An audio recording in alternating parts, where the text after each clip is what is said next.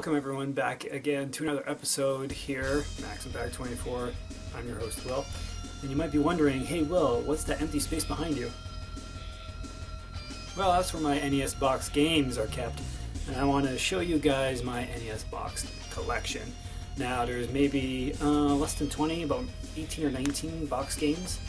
I used to have a ton more, believe it or not, but when Retro Matt and I were growing up, when we were moving around, we just got rid of the boxes. They were just packaging, so naturally we got rid of it. For the longest time, we kept them like separated from all of our loose cartridges. I remember having our games stacked in loose piles, neatly, of course, in the entertainment center and all that. But the boxes were kept in a different, bigger box.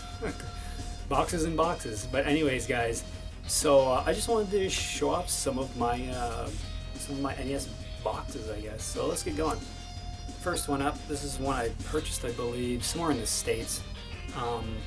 This is WrestleMania Steel Cage Challenge with the top missing. I really hate buying boxes with the top gone, like completely missing. But it was $5 and the sticker's still there, so I couldn't pass it up. So.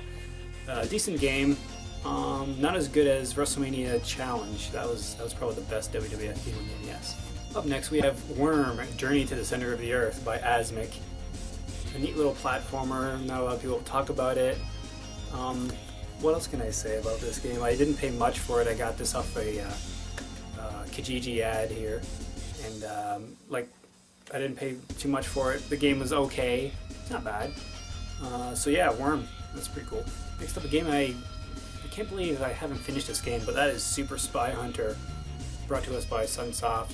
And I kind of like this version a lot better than regular old Spy Hunter. I don't know what it is, but maybe it's just the soundtrack and how there's actual levels you can progress through and there's an ending. And I remember it gets really tough, especially at the last couple stages. Pretty tough. So Super Spy Hunter, pretty cool. Next up we have my sad copy of Dr. Mario. The top is all kind of crunched in there. At least it has a top, I guess. But this is my nice little yellow copy of Dr. Mario. Really cool. I don't know if I love Dr. Mario more than Tetris, or if I love Tetris more than Dr. Mario. It's like a toss-up. Dr. Mario. Ooh, another good one. A game that I had as a kid way back in the day, but I recently picked this one back up about 2 summers ago. NES Play Action Football. Everybody loves Tecmo Bowl, Super Tecmo Bowl. This actually is a very good football game. Actually, the very first sports game I ever owned. I believe Derek bought this game for us way back. This is like 91, 92. Because he was really into football and he wanted a football game on Nintendo, so he got this one. And the cutscenes are fantastic. It's a bit slower paced, but it's a really cool game, and it's complete. It's got all the little inserts and everything. Hold on, see if I can dig these out. Yeah, he's got these little play call inserts, so all of them are in there. It's really cool. I love it.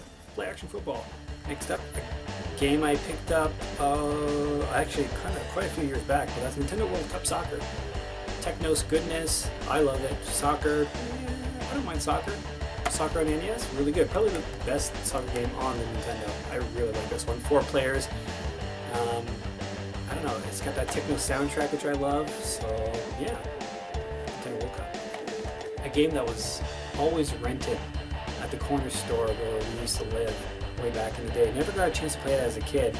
Always wanted to. It's always rented out. That's Super Spike B-Ball. Picked this one up a number of years back. Very nice copy. Once again, Techno's goodness. Nintendo Technos. They had a good little partnership. 4 players as well. You can't go wrong. Probably one of the best sports games on Nintendo. One of the Zapper games that I just did not get into. Nintendo's To the Earth. I don't know what it is about it. And there's a big chunk.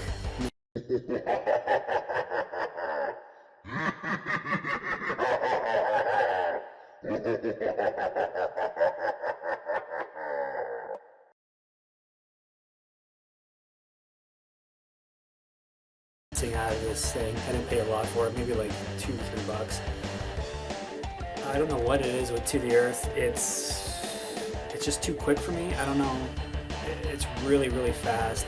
Almost where you can't even keep up. At least I can't. I don't know. I haven't made it very far in this game, but to the earth. There we go.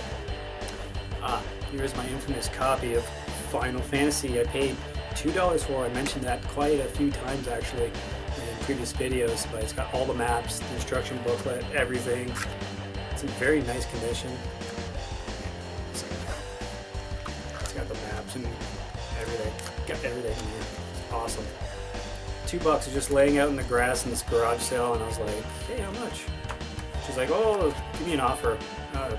She's like, sold. I'm like, sweet. Yeah, actually the only Mario game I own box, and that's Super Mario Bros. 2, which I absolutely adore and love. It's criminally underrated and hated on, and I don't know.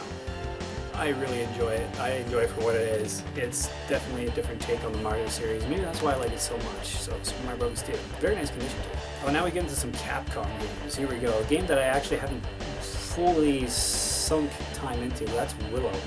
And I remember watching Willow quite often back in the day when we used to live out in the country. They'd always be playing these old type movies, a lot of old action movies, and Willow was one that was rotated and featured quite often. So Willow, really cool. I want to say it's almost like a top-down Zelda clone. Really neat. I haven't really gotten too far into it, but I really do enjoy it. So Willow. Speaking of Capcom games, Mega Man 2. The only box Mega Man game that I own. I received this as a gift quite a number of years ago from my buddy Chris, so thanks Chris for that.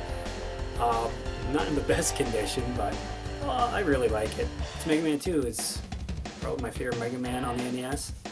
It's either 2 or 3, and 1. 1's really good too. But Mega Man 2. Ninja Gaiden, very smash copy, but one I had to own. One I believe Retro Matt bought for me, if I'm not mistaken. It's funny. Ninja Gaiden we had growing up, Retro Matt and I. We had growing up back in the day, but it was loose cart only. Back in the day when they would actually sell like loose copies at Zellers or Kmart, things like that, they were liquidating like all of their NES games, and they just threw away all the boxes. But now I finally own the box and the instruction manual. The instruction manual's in here too. So Ninja Gaiden, really cool. My buddy Chris strikes again. This is Castlevania, the only Castlevania game I have boxed, and this is actually very, very decent box. Very nice condition. The artwork is just great, isn't it? Castlevania, you can't go wrong. Here's one way back in the day. I used to go to this retro store called like Video World or Video Nation or something like that, and it was like the only retro game shop in town before retro gaming got really big. I want to say this is like 97, 98 maybe. And I remember going in there and seeing a loose copy of this, and I actually found later on a box copy, and that's SDNX, or SDNX. Very cool game. Kind of like, I want to say Legendary Warrior, where you have like a power meter, and if you like, if you keep rapidly pressing the button, your attacks are weaker, but if you kind of like hold back, you can do like a big power shot. But it's really cool, really tough game actually. One I actually beat way back in the day. Good cutscenes too. SDNX, good stuff. Oh, okay, the next two games, here we are. Retromac got this for me, I want to say actually two Christmases ago, and that's Double Dragon 2 The Revenge and Double Dragon 3 The Sacred Stones. And for all of you that know me, who've been fans of my channel, you know that Double Dragon is probably my favorite series of all time. So now I have 2 and 3. I'm only missing the first one, and I actually have a retro store that actually sells a box copy of it, if it's still there. I think it is though, but yeah, I gotta get the first one. So Double Dragon 2, Double Dragon 3. And the cover art, man, is just freaking amazing. Gotta love that stuff. Alright, this is probably the rarest game / the rarest box I own. Nintendo Age sets the meter at, I think it's 7, a 7, which is actually rare, and that's King's Quest V. And I did not pay a lot for this. I think it was under 20. It's a cool little point-and-click adventure game. Really nice, really wonderful. Kind of cryptic, but my copy is in a nice condition. And it's really cool. If you haven't checked out King's Quest V, I know it's vastly inferior to the computer versions, but I really like it. I like point-and-click adventure games like Deja Vu and Uninvited and things like that. But King's Quest V is really nice, so that's It's cool. And here's my latest one. It's actually funny. I saw this copy. I actually don't own this game loose, which is weird. And that's Dr. Jekyll, Mr. Hyde. And the box is pretty rough. It's rough like the game. It's really dented up. But I saw it and I had to pick it up because I like terrible bad games on the Nintendo, the original Nintendo. So I had to pick this up. For some reason it says Mom. I don't know if you can see that, but it says Mom on there. I don't know why. Weird. Oh, what's even better, there's a sticker on the back that says good condition. Can't figure the game out. Need instruction book. Look at that. Isn't that wild?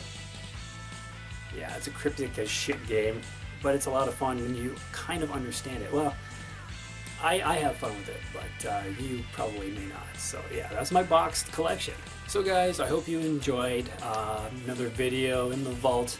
This is the Max Impact 24 channel. Like, comment, and subscribe, I should say. Comment down below. Tell me some of your favorite boxed NES games that you have in your collection. I would like to know. So, anytime in between time, for those about to retro and do boxed NES games, because they're rad, we fucking salute you. Take care. Adios.